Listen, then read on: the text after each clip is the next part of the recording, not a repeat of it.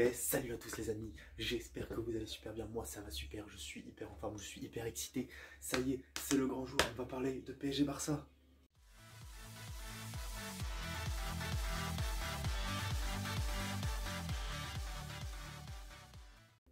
Bon, plus sérieusement, on va parler de Barcelone PSG, le choc tant attendu depuis des mois pour nous supporters parisiens et pour tout fan de foot d'ailleurs, parce que ça va être un match incroyable je pense. PSG Barça, c'est beaucoup d'histoire, une très grande histoire entre ces deux clubs. On va pas se mentir, il y a eu quelques affrontements au XXe siècle entre le PSG et le Barça, ça a été assez équilibré. Depuis l'arrivée des Qataris au PSG, le PSG et le FC Barcelone se sont affrontés à 8 reprises, si je ne dis pas de bêtises, 9 avec un match d'avant-saison, mais c'est pas important. La première fois c'était en 2012-2013, en quart de finale de Ligue des Champions, où Zlatan devait être suspendu au match aller et au final sa suspension avait sauté de partout au Parc des Princes. C'était un match incroyable, j'avais pas les mots. Et au retour, on ouvre le score vers la 60e minute grâce à Javier Pastore. Et on y croit, Messi était sur le banc, Messi rentre et puis but pour le Barça. Paris est éliminé, mais Paris était tellement proche de passer à ce moment-là. Ensuite, il y a eu un affrontement en 2014-2015 en phase de poule, où le PSG l'emporte 3-2 à l'aller grâce à un très grand Marquinhos, je m'en souviens. C'était incroyable.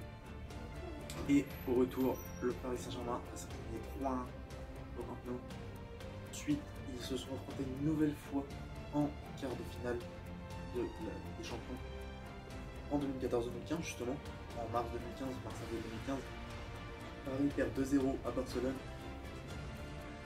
et s'inclinera malheureusement 3-1 au match retour, 5-1 sur les deux matchs, c'était très lourd, Paris n'avait pas existé et là c'était plus que mérité pour le Barça. Et enfin, le jour de la Saint-Valentin en 2017, 8e de finale aller de Ligue des Champions, Paris Saint-Germain s'impose 4-0 face au Grand Barça au Parc des Princes. Un match héroïque de la part des Parisiens. Une grosse prestation de Kimpembe, de Draxler et beaucoup d'autres. C'était magique. À ce moment-là, on planait.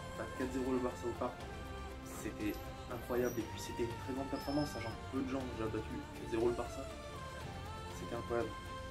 Malheureusement, pour le retour, il y avait beaucoup de gens disaient ouais, le Barça arrive à remonter, tout ça, le Barça disait ouais, on fait un nombre de clubs. Rien du tout. C'était pas possible. C'était impossible. Paris avait 100% de chance de se qualifier. 100%, pas faire plus. Et malheureusement, on s'en rappelle, 1-0, 2-0 pour le Barça. Là, on sait que ça commence à craindre. Déjà, il y a 2-0 à la mi-temps, il me semble. Mais on se dit, bon, à retenir, ça va être compliqué. Après le 3e but barcelonais, un magnifique but de Cavani qui nous a libérés, qui nous a clairement libérés. J'étais comme un fou, j'étais hyper content.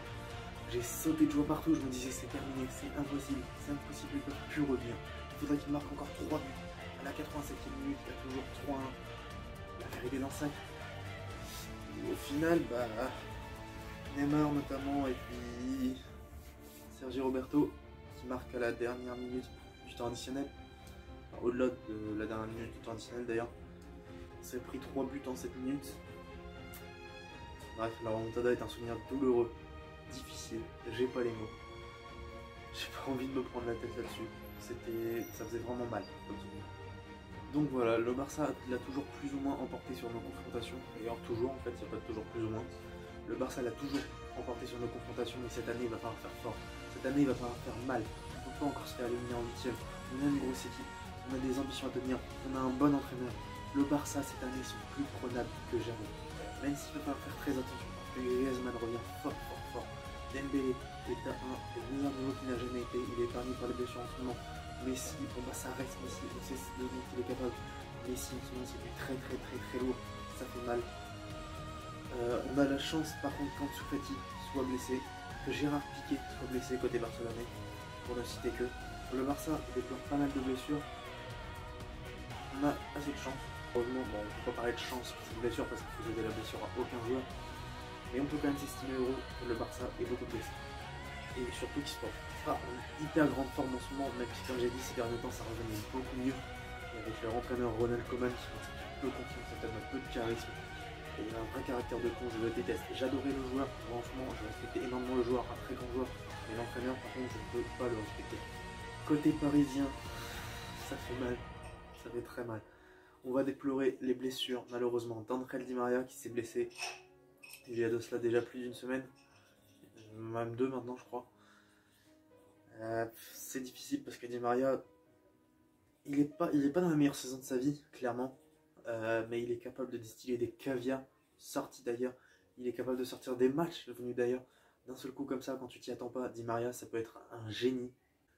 C'est ça qui est magique chez ce joueur. C'est que Di Maria, c'est peut-être pas l'homme le plus constant du monde.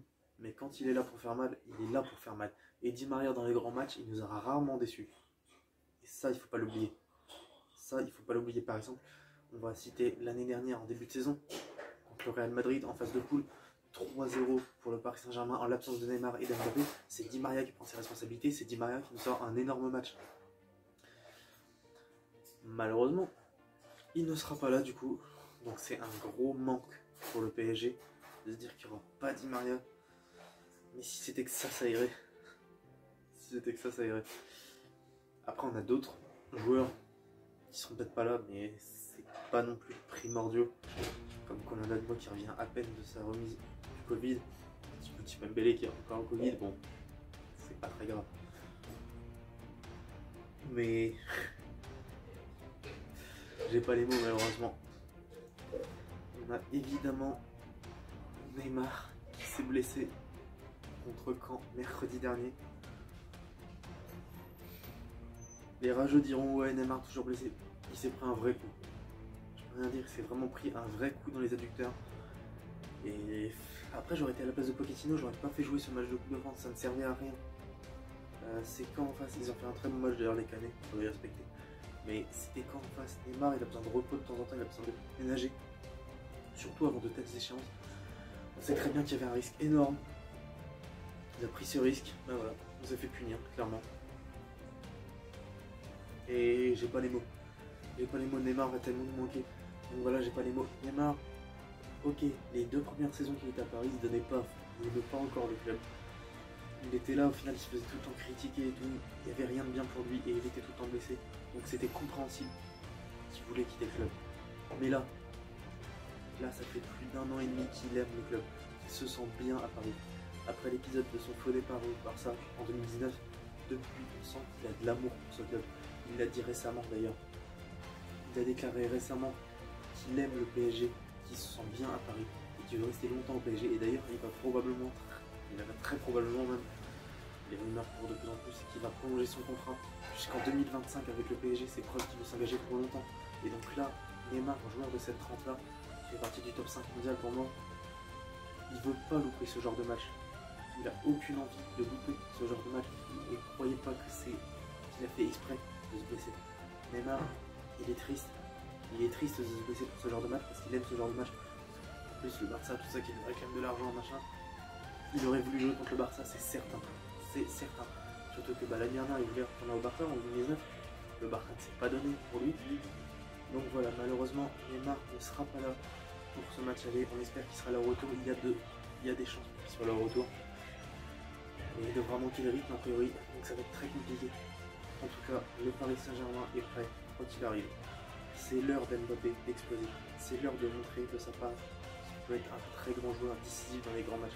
Parce que ok, avec la France, il avait été décisif pendant la Coupe du Monde, mais à Paris, en Ligue des Champions, dans les grands rendez-vous, on ne l'a jamais vu décisif. Et si là on se fait éliminer en 8ème et qu'il n'y a pas un grand Mbappé, c'est certain qu'il va partir c'était au Real Madrid. Et tout ce qu'on retient de voir à lui à Paris, c'est que c'est un bon joueur de Ligue 1. Est-ce qu'il va se contenter de ça? Non, je pense pas. Donc c'est le moment ou jamais pour Mbappé d'être incroyable. Notre charnière Kimpembe Marquinhos, ça va être solide, j'en suis sûr. Avec Navas, on n'a aucun risque. Navas, c'est toujours du solide. Nos latéraux, Florenzi et Kurzawa qui reviennent à un énorme niveau. Ce sera solide aussi, j'en doute pas. Verratti, il a fait encore un gros match. Je pense qu'il y aura un Paredes. Paredes pareil, essentiellement c'est du grand Paredes. À mon avis, Idrissa Gueye sera aussi titulaire. On attend fort de lui, vraiment. Il a été très bon dans ses débuts de Paris, puis après il s'est un peu effondré. Et vraiment, j'attends un très grand Idrissa Gueye ce soir. Je pense que ce sera Icardi qui sera titulaire à la pointe de l'attaque. Icardi revient bien ces derniers temps, on espère un très grand Icardi. Le Saya buteur qu'il doit encore frapper ce soir, c'est obligé. Puis après, je pense que Mauricio Pochettino va mettre Sarabia. Alors Sarabia c'est compliqué parce que ses stats ne sont pas mauvaises. Et dans le jeu, j'ai du mal à le supporter. Sarabia, je le supporte de moins en moins. À lui de faire taire les critiques, à lui de prouver qu'il a sa place au Paris Saint-Germain, qu'il a sa place dans ce genre de match, à lui d'être décisif tout simplement. C'est le moment ou jamais pour lui en fait. C'est maintenant que son histoire se joue et que l'histoire du PSG se joue. Il faut pour une fois éliminer le FC Barcelone. Il faut qu'on arrête de se faire pisser dessus par ce club. Donc voilà, maintenant le seul espoir, c'est que Paris fasse un très bon match aller. Si on perd, bon, qu'on perde que d'un but et qu'on marque surtout, qu'on marque au moins un but à l'extérieur. Une défaite de 1 c'était pas dramatique, ou 3-2, peu importe. Un match nul ce serait magnifique, un match nul où on marque des buts. Et une victoire ce serait magnifique, gagner sur la pelouse du Barça au Camp Nou. Oh, j'ai pas le mot. Franchement, on serait en plein kiff. Mais bref, tout ce qu'on sait, c'est que ça va être très dur. Et je pense que ça va être un des plus beaux matchs que j'ai vu de ma vie. Parce que franchement, je le sens. Je sens que ça va être incroyable. Donc tout ce qu'on peut espérer, c'est un grand match de la part du Paris Saint-Germain. Allez, Paris est magique. Je vous souhaite une très bonne soirée, un très bon match. C'était Jamin. Ciao tout le monde.